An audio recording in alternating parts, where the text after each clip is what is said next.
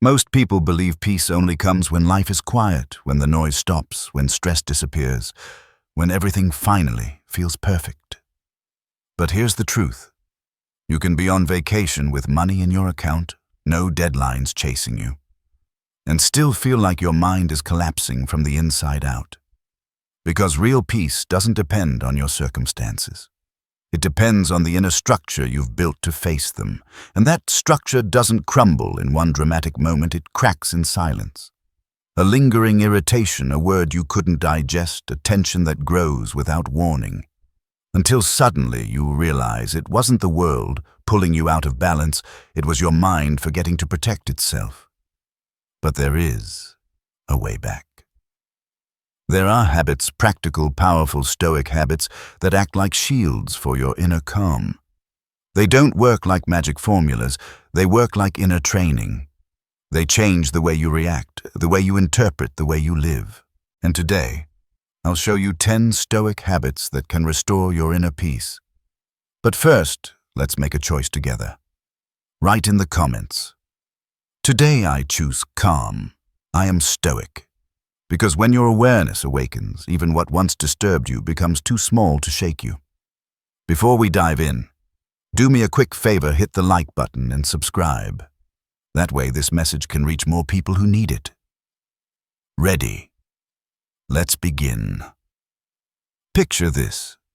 You're stuck in traffic. The clock is ticking. Your phone won't stop buzzing. Everything around you feels designed to drive you insane. And just when you think it can't get worse, someone cuts you off, brutally honks at you as if it's your fault, and speeds away. In that instant, every cell in your body demands a reaction. Anger flares up like dry firewood catching a spark. Your impulse is crystal clear. Fight back, prove you won't be disrespected. But here lies the difference between those who live at the mercy of the world and those who've learned to protect themselves from within. As Epictetus taught, it's not things that upset us, but our judgment about them. The scene itself is neutral. The lens you choose to see it through is what makes it war or makes it nothing. You can treat it like a personal attack and lash out. Or you can do what so few dare to do, stop. Breathe. Breathing before reacting is not weakness. It's silent resistance. It's like lifting an invisible shield between you and the chaos, whispering to yourself, "In here I decide." That pause is power. Breathing slows your heartbeat, softens your voice, redirects the whole conversation. Breathing is more than oxygen, it's emotional intelligence in its purest form.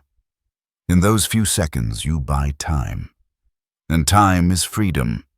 Freedom to choose to think, to act, without becoming a copy of the person who hurt you. So the next time you feel your blood boiling, make this deal with yourself before any word, any gesture, any decision in. Hold. Out. Let the air move where the anger wants to stay. Because emotional maturity begins in that invisible gap between stimulus and response. Train that pause. Turn your breath into your first shield, because those who breathe before reacting live with far fewer regrets. Have you ever caught yourself replaying a single sentence someone said to you hours after the conversation ended? It wasn't even a direct attack. Maybe they didn't even mean it badly, but something in their tone, or in what they didn't say, stuck inside you like a thorn, and now it echoes in your head. You try to move on with your day, but your mind keeps circling back, rehearsing what you should have said, trying to decode why it stung so much. Without realizing it, you've let an external comment become internal noise. That's what happens when we stop observing and start absorbing.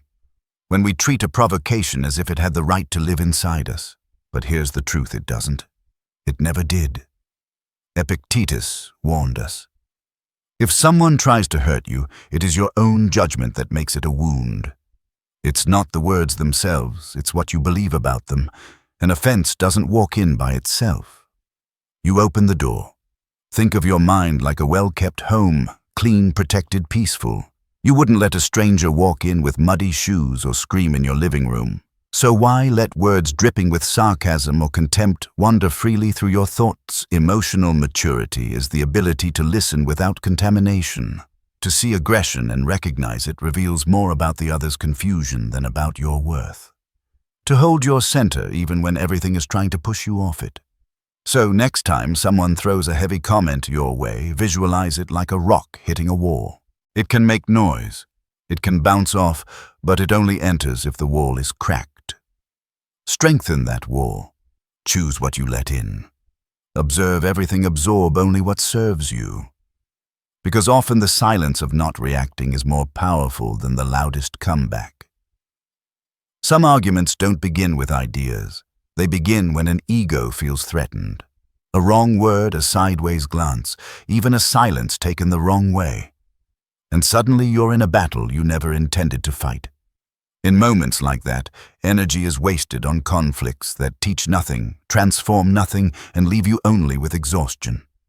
Because in the heat of argument, no one listens, no one seeks truth, they just want to win. But win what Marcus Aurelius warned against futile disputes because they pull the soul off its path. Even if you get the last word, you lose something invisible, your peace, your time, your clarity.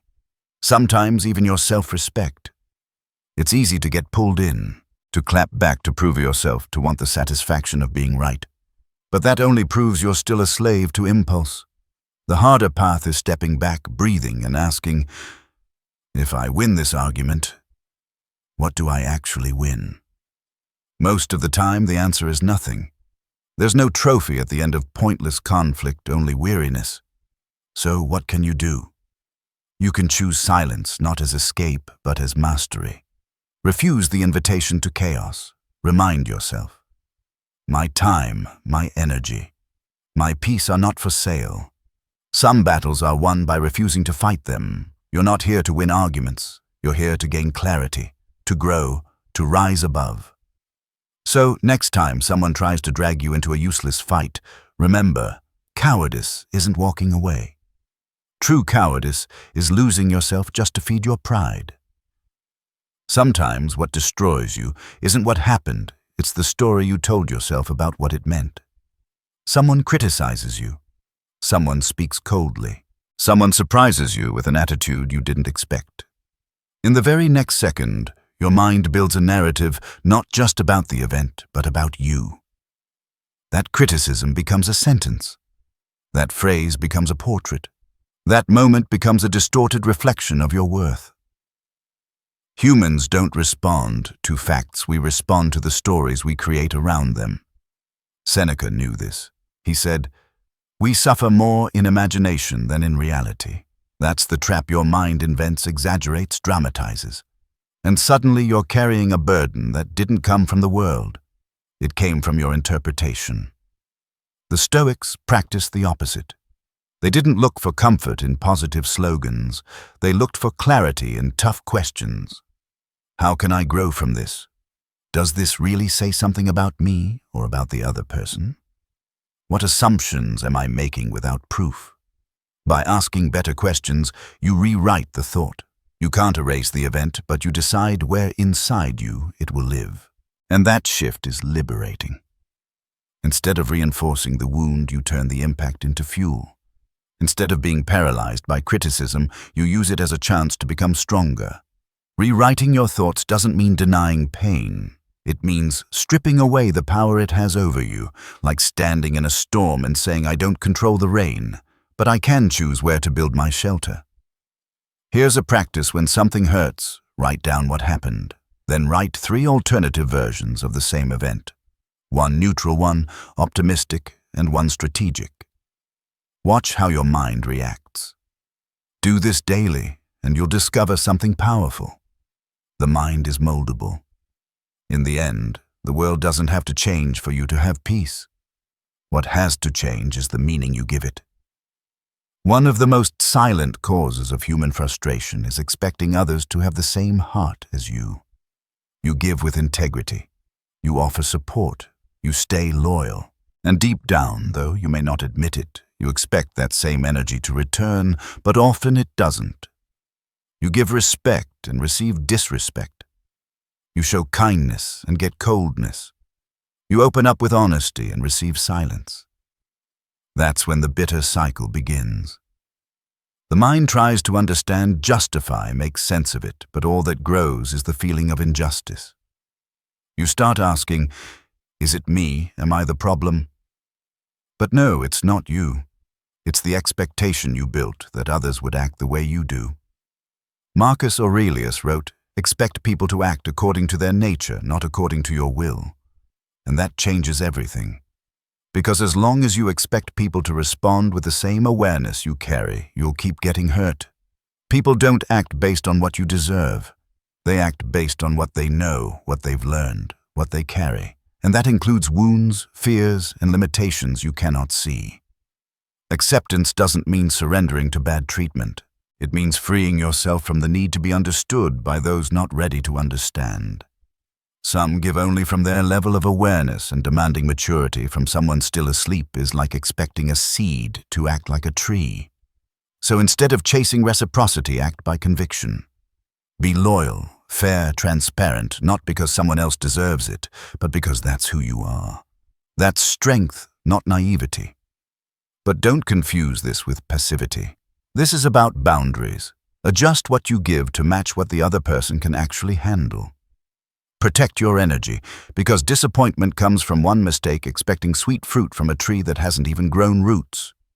Here's a practice: when someone disappoints you, write down what you expected.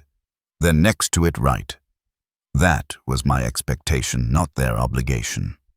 That shift keeps you aligned with reality and protects you from poisoning yourself with what was never in your control. Most people try to calm the mind with arguments, but they forget. The mind listens first to the body. When anger shows up, it doesn't come with a polite warning. It creeps in as heat rising through your spine, pressure in your stomach, tension in your jaw. The body sends the alarm before the thought even forms. And if you're not paying attention, you'll already be reacting before you realize it. Epictetus taught that self-control begins with what others can see: your body, your expression, your tone, before you can control what no one sees: your thoughts. That makes perfect sense. The body is the immediate messenger of emotion. When your breathing quickens, your shoulders stiffen, your fists clench, you're sending your brain a clear signal. We're in danger, even if you're not. And that simple signal distorts everything: your perception, your words, your decisions. That's why the Stoics started with the body. Before speaking, breathe. Before reacting, release your shoulders. Before deciding, check your state. Because often it's not the situation pressuring you, it's your body already locked in defense mode. Mastering the body isn't faking calm, it's building the physiology of serenity. It's when everything in you wants to yell, but you lower your tone. When you're dying to push forward, but you step back. That's how you flip the game. And it's not just self-control, it's emotional leadership. Because if you don't lead your body, your instincts will. And instincts always make you react like a slave, not like a free person. Want a real practice? Pick one moment in your day when you often get irritated: traffic, unanswered emails, tense meetings. Before reacting, breathe slowly for 3 seconds. Roll your shoulders or move your neck. It seems small, but it sends your brain a new signal. We are in control. Repeat it often. This rewires your response, because whoever listens to the body's signals first wins time, and whoever wins time wins power. There are places where the soul quietly shrinks.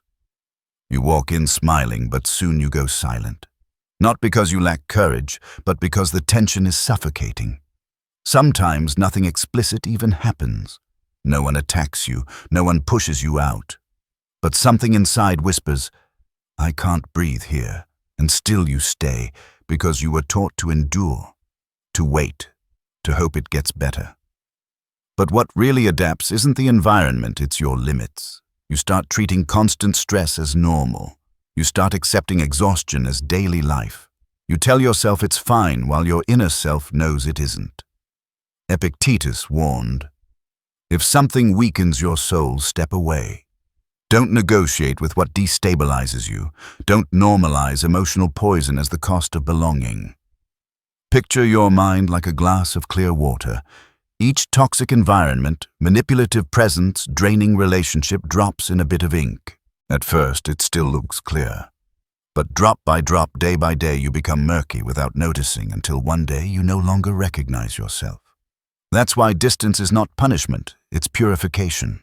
It's not running away from problems, it's refusing to soak in what will never change.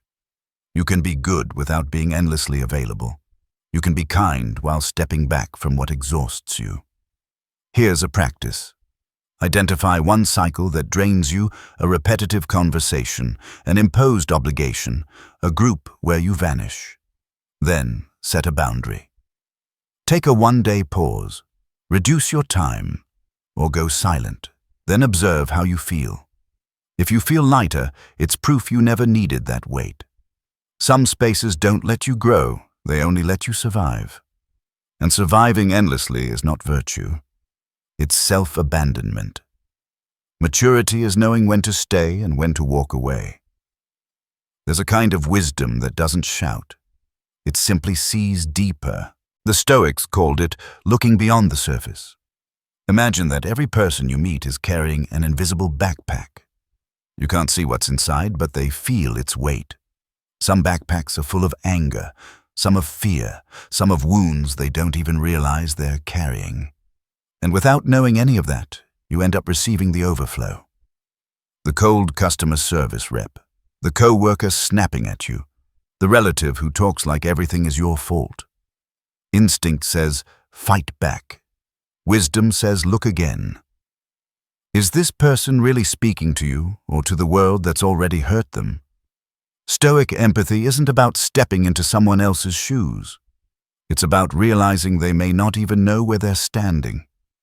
It's understanding their reaction is historical, not personal, and it's deciding you won't add fuel to that fire.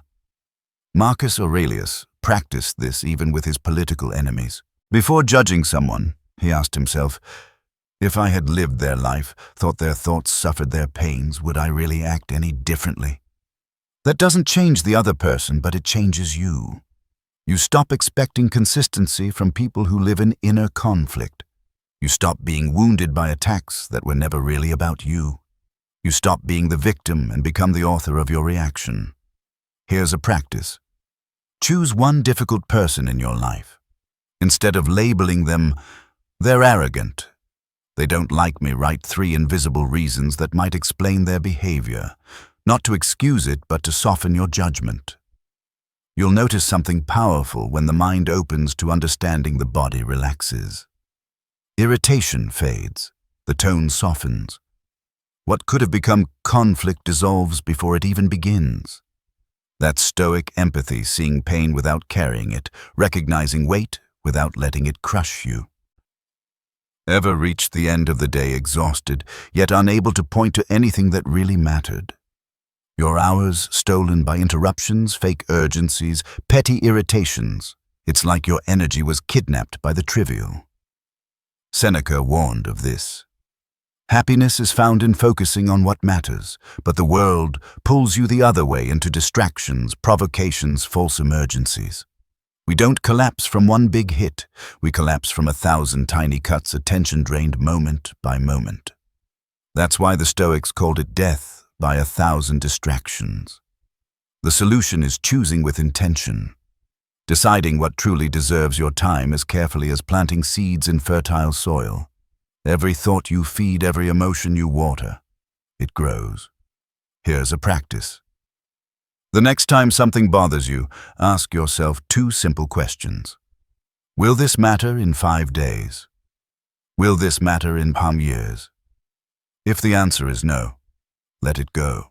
Don't donate your energy to what won't pay you back. The essential doesn't shout. It doesn't demand.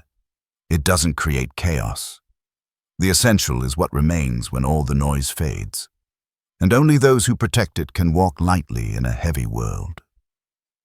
There's a subtle illusion we all fall into, believing that if we try hard enough, we can make everything work out.